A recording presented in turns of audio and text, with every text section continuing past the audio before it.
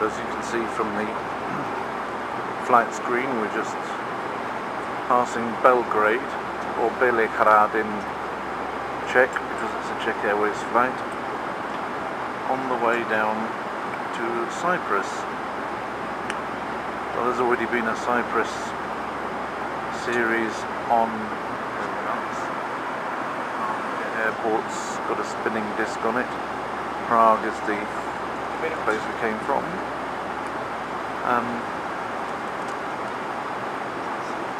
So it's another couple of hours, about an hour into the flight, going over Belgrade. That's what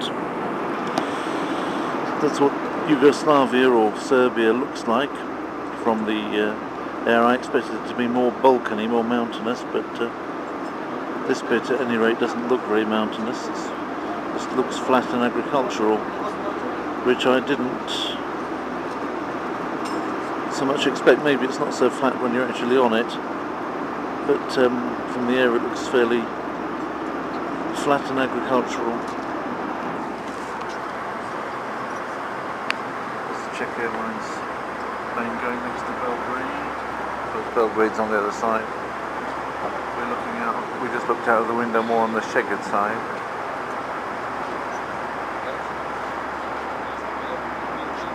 And shortly we'll be going over the Danube.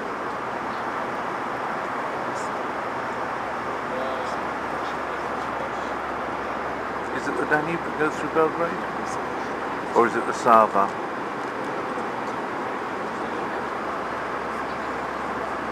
Yeah, it's probably, it can't be the Danube. Danube can't come down that far. Or can it? Not entirely certain. Maybe it is the Danube.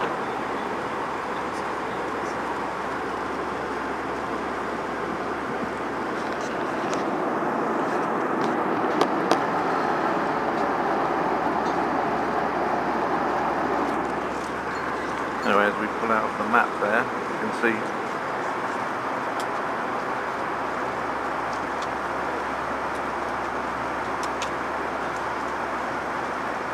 the remaining flight there in yellow lines. We're going to go over Turkey, another 970 miles, 468 miles in, another 2 hours to the destination. It's an hour in advance. You have to put your clocks forward from Central Europe to go to Cyprus. As you can see, it's tucked in under Turkey, which is also an hour ahead of most of Europe. Cyprus is an interesting place because it's got aspects of Europe in it, aspects of the Greek culture, but actually it's tucked in around near Asia, and seeds apparently have travelled to Cyprus from both Europe and Africa as well as Asia. So the botanic life, if you like, of Cyprus is one of the richest of any island in the Mediterranean. I'm hoping to go on a tour looking at the countryside in Cyprus during this visit.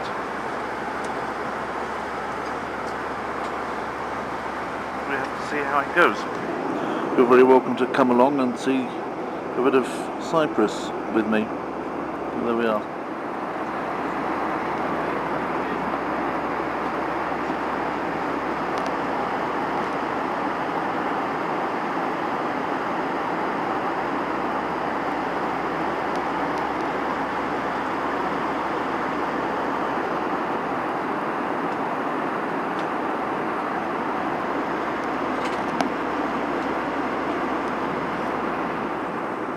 Okay, so you can see the Balkans down there more.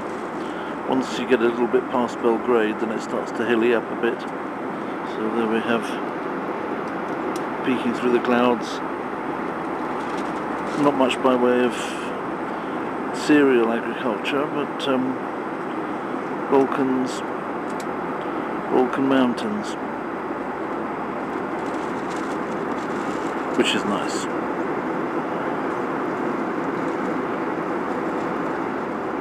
So that bit down there we just passed by the wing there, with a bit of the airport still showing by the jet thing, just disappearing now. was Sofia. I didn't know what it was until I looked up on the map. Discovered that we were right next to Sofia. So there's, I don't know what lake that would be over there next to it. But obviously we're over Bulgaria, so there we go, a bit of Bulgarian footage as well. Not that you can tell much from this high up, but it's also a bit Balkan-y. The bit just by Sofia is quite flat, of course, as usually cities are. But it's getting a bit Balkan-y again as you come out of it. Down there, hopefully you see that. Oh, look at the speed of this. That's lucky, isn't it, to see another plane going past. It just goes to show how fast we're actually flying, because you don't notice how fast you're flying and looking at the clouds, but when another plane goes by, I don't know if this counts as a near miss or not, but obviously the instruments are capable of seeing these things from way away, so that's probably not a big deal. There's the jet plane. After that plane, we're just going over it now. That was remarkably fast. It's almost like watching a fighter jet go by, especially when you're going one way and it's going the other. When you see it at that close proximity, it just reminds you of how fast you're actually going in one of these things. Not really the leisurely pace that it appears to be as you're flying over clouds and things like that, over cities. It's actually exceptionally fast. Something like 400 or more kilometres an hour. It's a jolly sight faster than a car, and of course if you're thinking of yourself going at about 400 or 500 kilometres an hour this way, see something coming back the same speed, then if you're used to yourself as sort of just got into the idea that you're just moseying along as it appears when you look at clouds, then when the plane comes in the other direction, it looks as though it's going like a jet fighter, breaking all the sound barrier and everything. So it's quite interesting to see that. I just caught it. If I hadn't actually had my camera going, I wouldn't have caught it. So and you don't see it that often. So it just goes to show the maxim of this channel and the maxim of hooliganov.tv blog, which I hope you all subscribe to, is turn the camera on and something will happen, and it just did. So that was nice. These clouds here, the blue and the white, they almost, some of them quite big, mountainous almost. They're reminiscent of the Greek archipelago. Greek, of course, well, the Greeks had a massive empire under Alexander.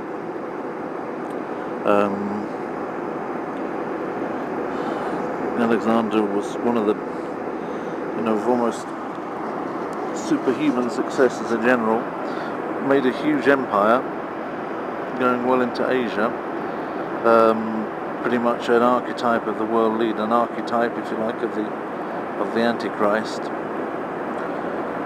But one thing that he did do is make Greek known in an amazingly large area. So I mean, even his efforts, not that there was anything Christian about them, on the contrary, but they were used to make Greek, which is of course the language of the New Testament, immediately known over a huge area, to give the gospel an amazing start.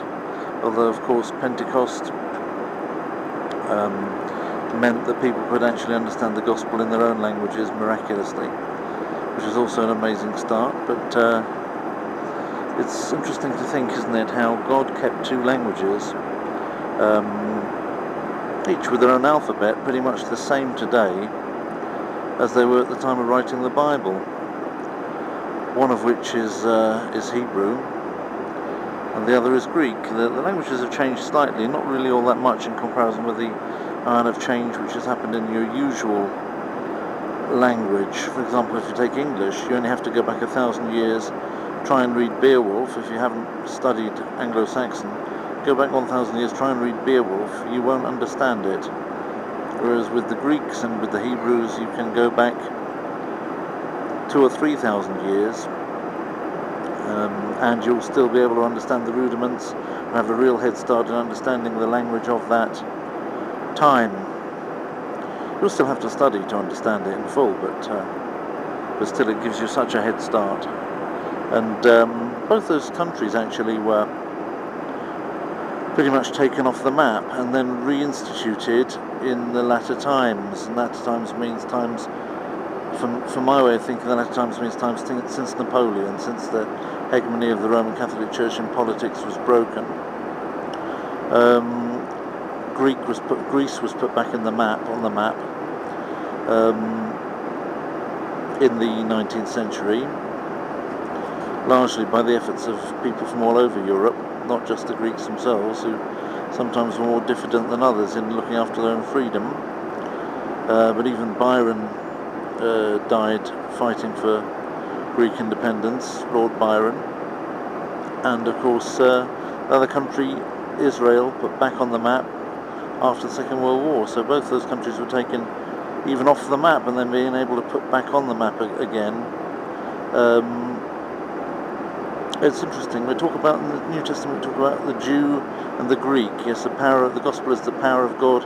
I'm not ashamed of the gospel of Christ, for it is the power of God to salvation, to the Jew first and also to the Greek. In the days of the New Testament, in the first century of our era, the world was divided into Jews and Greeks, of which non-Jews, all kinds of non-Jews, would have been classified in the New Testament as the Greeks. So we're effectively all of European civilization, which comes from Greek culture initially, we're all classed as Greeks. Well, Cyprus is Greek, except for the north-western tip, which the Turks have settled and claimed to be their own. And I don't really want to get into their claims or counterclaims about that.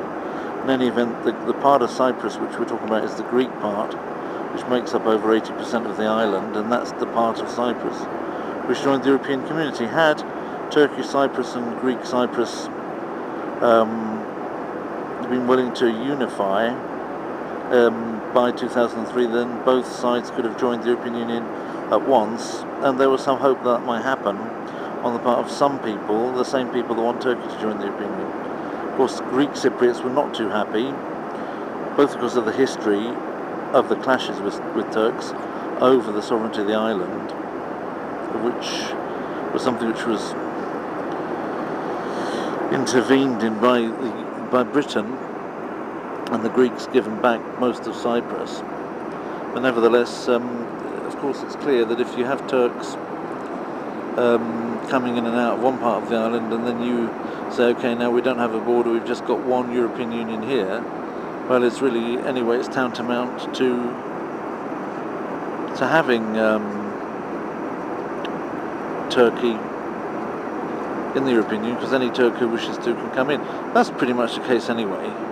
If you're Turkish and you want to come into the European Union, there's not going to be an issue over it. And many people want Turkey in the European Union, and I'm not a big fan of that, but not for the reasons that I started out not being a fan of it by. At first I wasn't a fan of letting Turkey join the European Union because I was afraid that Turkey would ruin the European Union, but now I'm afraid of it the other way around, that the European Union might ruin Turkey. Turkey actually is a fine place. Many Turks are very indifferent or actually hostile to Islamification. In Turkey, if you turn up at Parliament, or before the recent increase in Islamification, if you used to turn up at Parliament without if you turned up in Parliament with a headscarf on, if you're a woman, you'd get booed. I can't see that happening in the UK, for example, so there's actually more limits on the amount of influence that Islam could have on society, limits that were laid down by Ataturk. He was willing to stand up to Islam, because nobody in the West seems willing to. So, and to Turkey until fairly recently, and probably, I don't know how it is today, but presumably still to a degree, is actually a place where Islam has certain limits placed on it, limits that in the rest of Europe people don't seem to wish to put on it. So actually Turkey joining the European Union could probably actually play havoc with its secularization, because they would claim that their human rights etc. weren't being adhered to, and Generally speaking, there's a lot of things that the European Union would then include in Turkish law that wouldn't be very nice. You wouldn't be able to eat kokoreç, which is the Turkish lamb's guts, because that wouldn't pass through the Codex Alimentarius and the other rules for what you're allowed to eat and not allowed to eat in places like the European Union. They want to be able to control what you eat. It's quite a fascistic system coming up about even what you're allowed to eat and what you're not allowed to eat in the European Union. So they wouldn't be able to have a lot of the things that they have in their culture, very tasty things, I might add. So there's many ways in which Turkey would be threatened, I think, by joining the European Union. It might be advantageous for them in some material ways, but I think they've got a garden. They've got a lovely garden country, which they can make enough food to feed themselves and many more besides. And they probably don't really need us, to be honest, and they'd probably be better off keeping themselves. But as regards Cyprus, Turkey and Greece have a dispute going on, and I don't really want to get into it, but all I'm saying is this, that we're going to the Greek part of Cyprus, and we're going to go to Paphos. I'm landing at Larnaca, not Paphos Airport. There aren't any flights to Paphos from Poland or Prague, and I've had to go somewhere in the west of Europe and then go down to Paphos. And I think I prefer just taking the ride through Cyprus. Cyprus is about 90-100 kilometres long, at least the Greek part is. And I talk about Cyprus, I'm not talking about the northwest part for the whole of this. I mean, I've spoken about it now, but that's about all I'm going to say about it. Northwest, I said northwest, I mean northeast part of Cyprus, the sort of handle that goes up. That's the Turkish part, so we're not talking about that part. The Greek part's about 100 kilometres roughly long, and doesn't have an awful lot of things. There's no train service on the entire island. There's no train tracks on it. So you've got the odd road. The main road goes around the south and curls around. So you've got Nicosia going around Larnaca. Gradually it comes through to Limassol. Then it goes up to Paphos. Round the top of the island, there's not such main roads, and in the middle you've got rural tracks, which I'm hoping we'll see when I go on that tour there. Hopefully I'll be able to show that to you. That's going to happen tomorrow, God willing. So yeah, that's what we're doing. So that's a little bit of, just a tad of thinking, a little bit of thinking about what we're doing before we go ahead and do it. And the clouds are getting thicker and thicker, so we can't see much down what it's looking like down there now. But we're just getting into Greece. This actually over Greece. We spoke about Greece. We're now over Greece. What you see below you now is definitely Greece, and we're just coming up to the shore. So where these clouds stop, we're coming onto the seaside, the sea, the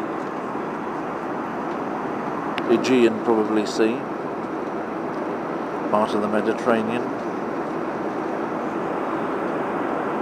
Places, well, where really the cradle of civilization.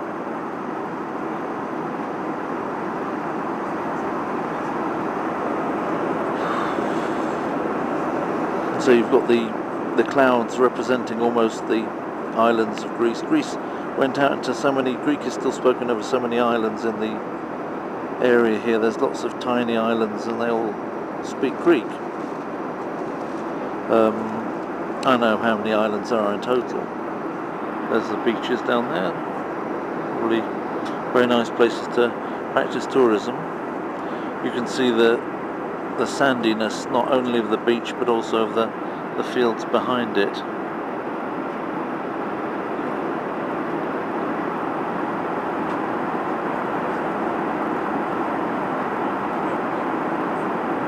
So the Rhodope mountains were underneath the clouds that you saw there.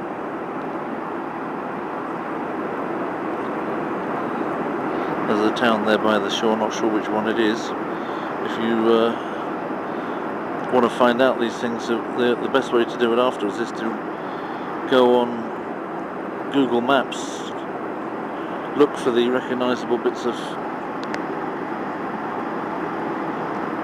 of coastline like that and see what it actually is. Because obviously you don't get that interface when you're just looking out of the plane window, but you can film it and then later on find out exactly what it was. So we're definitely now leaving the continent of Europe, the continental part of Europe, and going out towards effectively Asia, although Cyprus is considered still to be in Europe. Its location is actually very firmly underneath Turkey, so it's much closer to Turkey than it is to Greece. But Greek is spoken there, and Greeks lived there. Greek-speaking people lived there from the time of the big Greek hegemony, which is 2,000 or 3,000 years old. So that's very historic. That's where we come from, effectively, as far as thinking's concerned, civilization's concerned. We may not be necessarily closely related as far as genes are concerned, although we probably are as well, because we're all related back to just a few families, but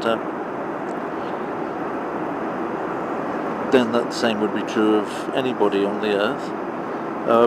So we're not saying we're specifically closely related to Greeks genetically, but we certainly are in terms of both many words that appear in European languages. Languages all over the world come from Greek originally, and we certainly are in terms of thinking, the way that our thought progressed, and not least of all, Greek was, well, probably most importantly of all, the language of the New Testament, and the language in which the gospel was first communicated in writing. So we have all of that. We have the New Testament, and the Greek is the original as far as we're concerned. So there we are. The colours of Greece are blue and white, and the way we're seeing these islands of clouds here. And I mean, every time you get an island, there's an island down there, and it's just got its own little cloud above it. And where the sea is, there's no. There we are. See it? The island underneath and the cloud on the top. Because it lifts the air. You see, that's why that happens. The air is lifted as it goes from the sea over the land, and as it lifts, it cools, and the water vapor condenses and makes a cloud. So that's why the cloud cover there follows exactly the coastline, and even when you have a little island like that, it's got its cloud over it. So this is why the clouds of white and the sea of blue, that almost represents Greece. And you've got blue and white are the colours of Greece. They use them in their ceramics, they use them in their decorations, and that's what they use on their flag as well. So this is a very Greek image, if you like. So I shall leave it now and photograph again later.